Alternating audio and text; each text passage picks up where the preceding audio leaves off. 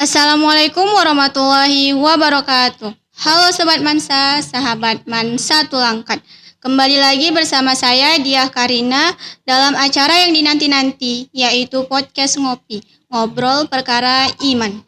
Nah, tema kali ini yaitu tentang pelajar yang berwirausaha. Pada acara Ngopi kali ini kita mengundang narasumber yang sangat luar biasa, yaitu Ustazah Aulan Nisa Leona SPD. Beliau merupakan guru Mansa Tulangkat dan beliau merupakan guru ekonomi. Kali ini kita akan berbincang-bincang sedikit kepada beliau tentang pelajar yang berwirausaha. Assalamualaikum. Waalaikumsalam warahmatullahi wabarakatuh. Bagaimana kabarnya hari ini Ustazah? Alhamdulillah bikhair. Luar biasa hari ini.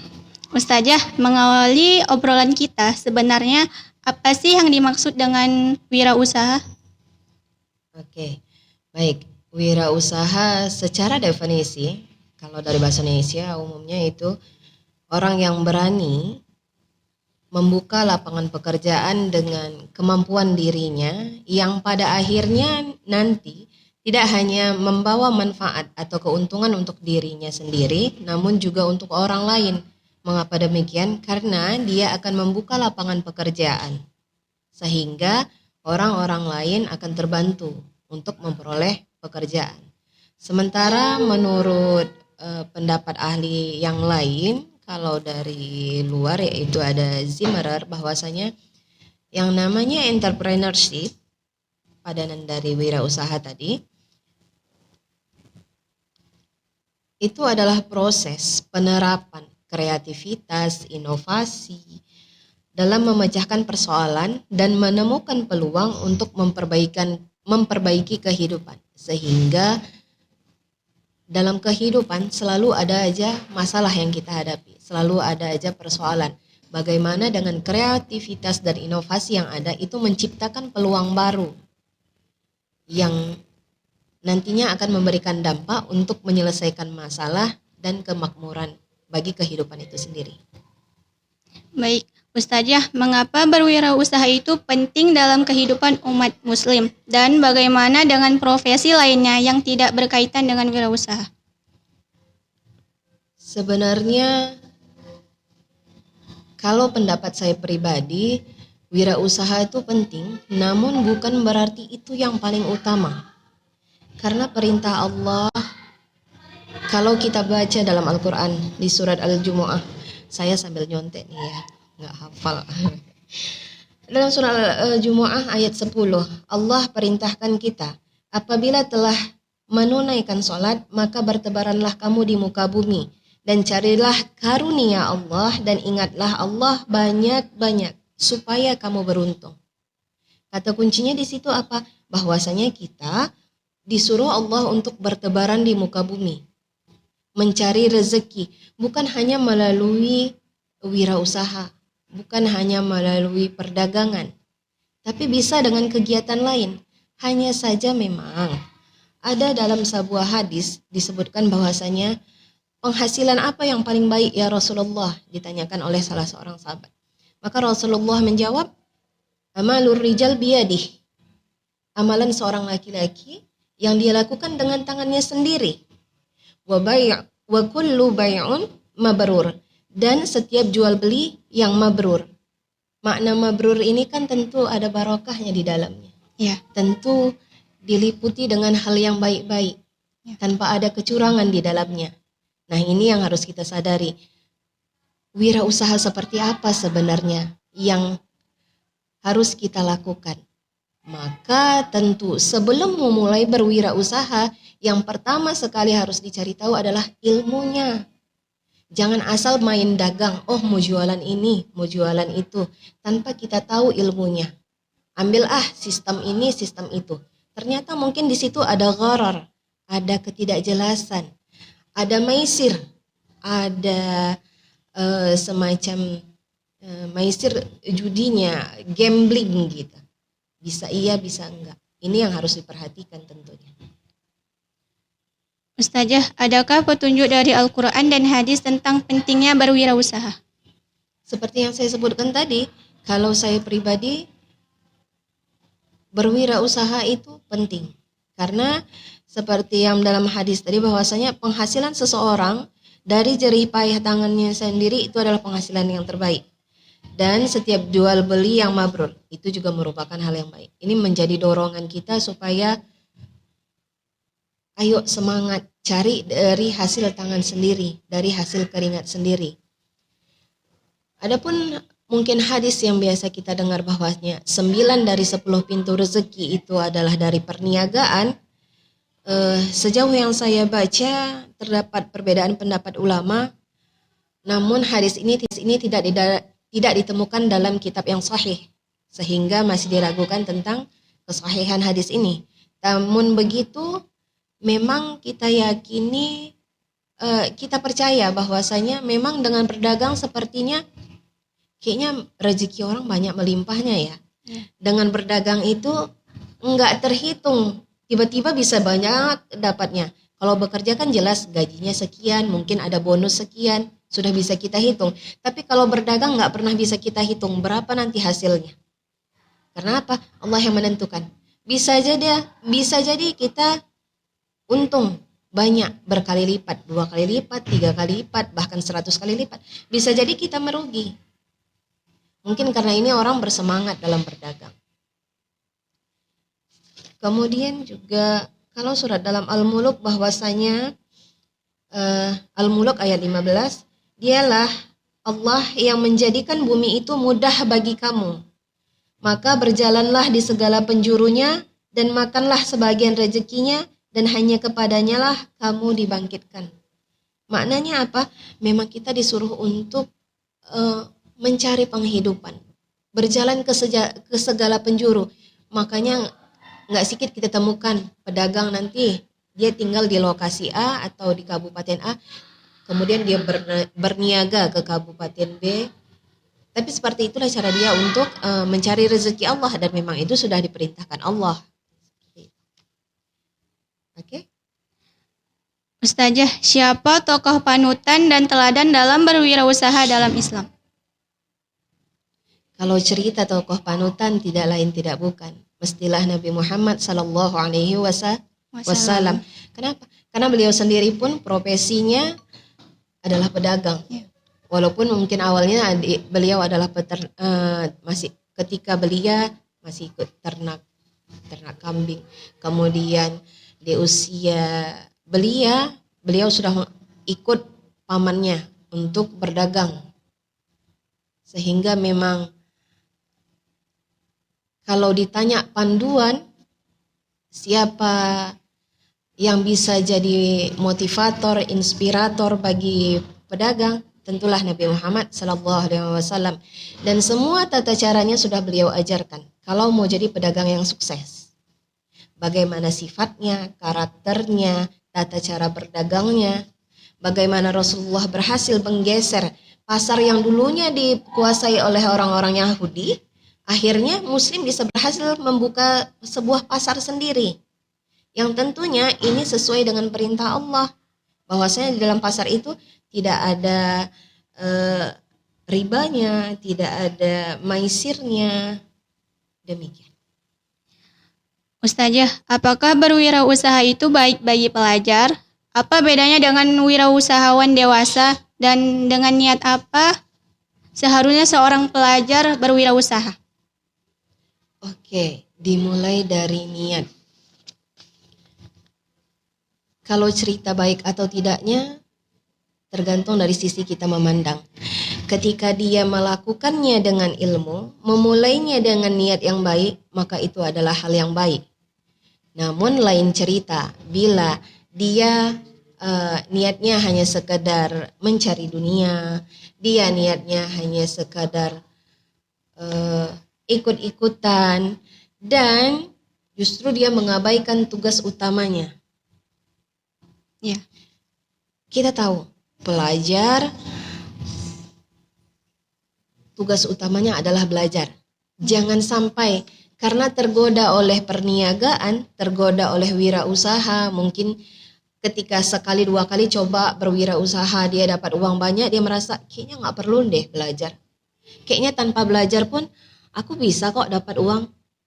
Nah, Itu yang bahaya, itu yang bisa merusak pola pikir. Karena bagaimanapun belajar ilmu tadi dibutuhkan. Itu yang akan mendukung dia untuk jadi wirausahawan sukses ketika dia semakin dewasa nantinya. Semuanya berproses. Nggak ada entrepreneur muda langsung bisa berhasil. Pasti ada prosesnya, jatuh bangunnya. Sehingga ketika masih jadi pelajar, dia sudah merintis belajar, it's okay. Ini sangat baik. Tapi dia harus pandai menempatkan diri, menentukan prioritasnya. Kalau memang prioritasnya sebagai pelajar, maka tugas sebagai pelajar selesaikan dulu. Dengan waktu yang tersisa, apa yang bisa dia buat untuk menjadi studentpreneur kita katakan.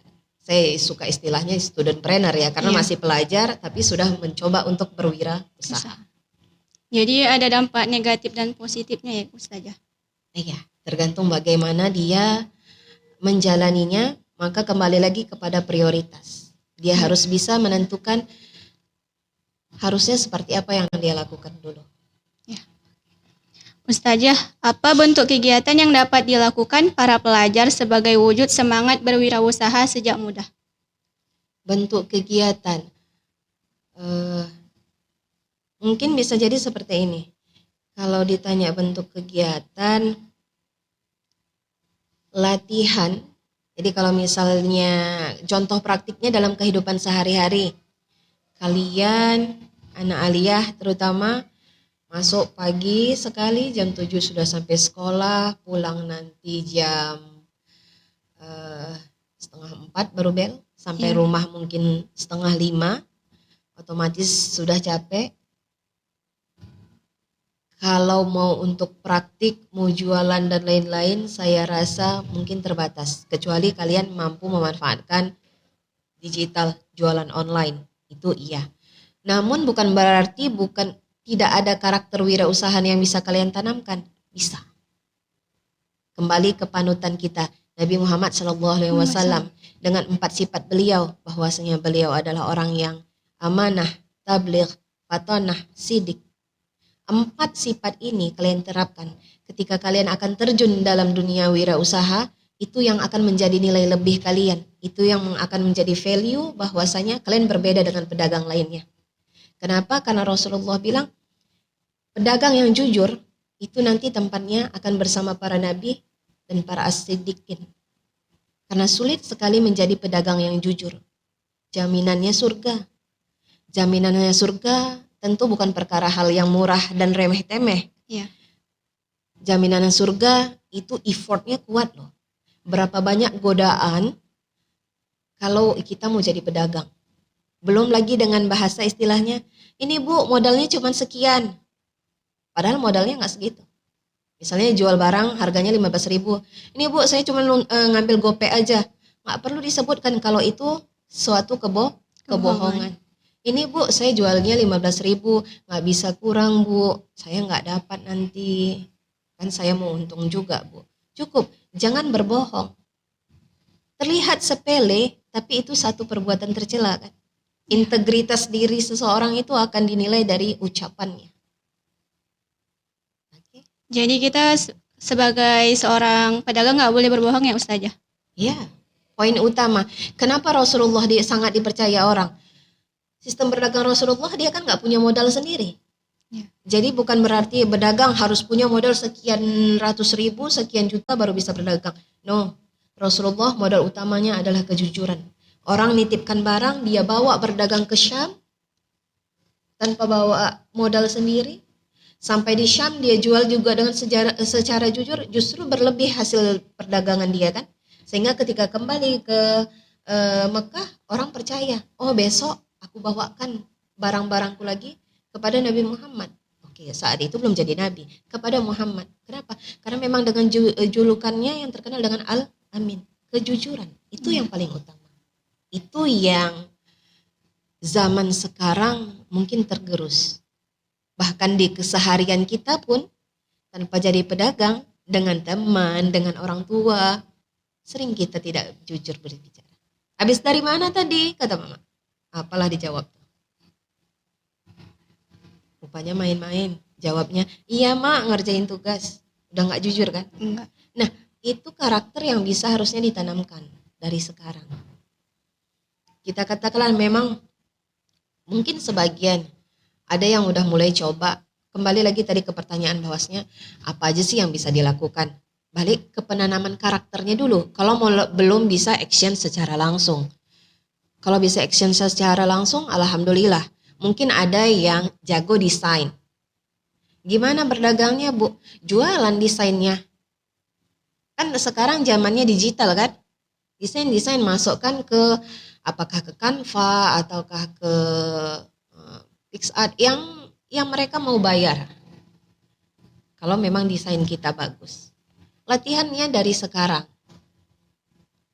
Nanti pada saatnya selesai kita belajar, kita akan menuai hasil akhirnya. Iya. Ustazah, dari beberapa kegiatan tersebut, kira-kira manfaat, tujuan, dan target apa yang akan dicapai sehingga kami para pelajar dapat menganggap ini sangat penting untuk hidup kami ke depannya? Target tujuannya kembali ke sebetulnya garis merah yang mau saya ambil di sini adalah sebelum terjun ke situ, sebelum menjadi student trainer, pelajari dulu ilmunya. Bahwasanya kalaupun mau jual beli, pelajari dulu hukum jual belinya. Jual beli seperti apa yang dibolehkan, jual beli seperti apa yang halal. Jangan asal jual beli, perhatikan tempatnya. Kemudian harapannya ketika kalian punya ilmunya, kalian memang menjadi pedagang yang punya value tersendiri. Ketika dimanapun nanti kalian berada, punya karakter itu, peluang akan datang. Saya rasa demikian. Jadi kalau kita tidak belajar berdagang itu gimana, Ustazah? Tidak belajar berdagang dalam hal seperti apa? Kalau memang kita nggak bisa paksakan semua orang untuk berdagang. Passion masing-masing orang berbeda. Ada yang memang hobinya bukan di dunia jual beli atau bukan di dunia perdagangan. Memang hobinya dia bekerja. Makanya saya bilang tadi, saya tidak terlalu sependapat jika memang wirausahalah yang paling utama pekerjaan. Yang ini, misalnya pekerjaan yang lain nggak terlalu penting, enggak. Karena yang Allah suruh, Allah perintahkan kita tadi, bertebaranlah di muka bumi. Nggak ada nas yang konteksnya pasti berdagang, enggak ada. Hanya saja di hadis tadi bahwasanya setiap jual beli yang mabrur itu menjadi penghasilan yang paling baik. Tapi selain itu kan ada apa? Sesuatu yang diperoleh dengan tangannya sendiri, dengan keringatnya sendiri. Jadi wirausaha itu baik, tapi bukan berarti jadi yang paling baik, bukan. Jadi apapun kita, pekerjaan apapun itu, lakukan dengan integritas diri, lakukan dengan jujur, lakukan dengan ilmunya, tanggung jawabi pekerjaan tersebut. Tidak harus wirausahalah yang paling mulia, wirausahalah yang paling keren. Enggak. Bagi saya, mungkin pendapat yang lain tentu saja bisa berbeda. Ya. Ustazah, apa pendapat Ustazah tentang fenomena pelajar yang bekerja berwirausaha di bulan Ramadan dengan tidak menghadiri kegiatan pembelajaran di sekolah? Tidak menghadiri, balik lagi kan? Berarti dia tidak bisa menentukan prioritas. Tugas utamanya harusnya apa? Belajar. Belajar, kegiatannya adalah belajar. Itu kegiatan utamanya. Ketika dia mengesampingkan kegiatan utamanya, integritas dirinya pun dipertanyakan. Ketika dia pun jualan, sehingga yang terjadi adalah, ya itu tadi, seolah-olah muda itu pokoknya senang-senang lah, jangan dibebani yang berat-berat. Coba kita balik ke zaman, balik lagi, tuntunan panduan dari zaman Nabi. Bagaimana Nabi menghadirkan generasi-generasi gemilang. Masa mudanya dipenuhi dengan kegiatan yang menyenangkan tapi juga penuh dengan menuntut ilmunya gitu. Makanya kalau tidak mau dengan ilmu bersusah payah dengan ilmu sekarang, maka rasakanlah pedihnya nanti ketika tua. Kita tak punya pegangan apa-apa. Jadi kalau kalimatnya tadi gimana? Lebih baik kehilangan masa muda daripada kehilangan masa depan. Saya lebih memilih kalimat gunakan masa muda dengan semangat dan produktif supaya meraih masa depan yang gemilang. Oke? Ya. Ustazah, apa pendapat Ustazah tentang kalimat seringnya kegagalan wirausahawan karena lebih fokus untuk mendapatkan bukannya memberi? Karena fokus mendapatkan bukan memberi. Ya. Oke, baik lagi. Saya selalu bercermin dalam surat Al-Mulk ini dan surat Al-Jumu'ah tentang perintah Allah kita untuk bertebaran di muka bumi mencari penghasilan. Dalam surat Al-Jumu'ah, ingatlah Allah banyak-banyak supaya kamu beruntung. Bukanlah sibuk mencari semuanya supaya dapat lebih, bukan. Artinya apa? Setiap yang kita lakukan, jangan lupa ada hak orang lain. Karena Allah sudah perintahkan. Setiap apa yang kita lakukan, jadikan itu nilai ibadah. Karena Allah yang akan menggantikannya. Kalau udah Allah yang menggantikan, tak mampu kita menghitungnya. Tak kali 1, tak kali 2. Bisa kali 10, bisa kali 100, bisa kali 700. Allah yang menentukan. Berikutnya dalam surah Al-Mulk tadi bahwasanya Allah menjadikan bumi itu mudah. Namun kalau kita nggak minta bantuan Allah, semuanya akan terasa sulit. Balik lagi, minta bantuannya sama Allah. Jadi kalau minta bantuannya sama Allah, ya juga jangan pelit-pelit sama makhluk Allah yang lain kan. Iya. Bahwasanya Allah perintahkan apa yang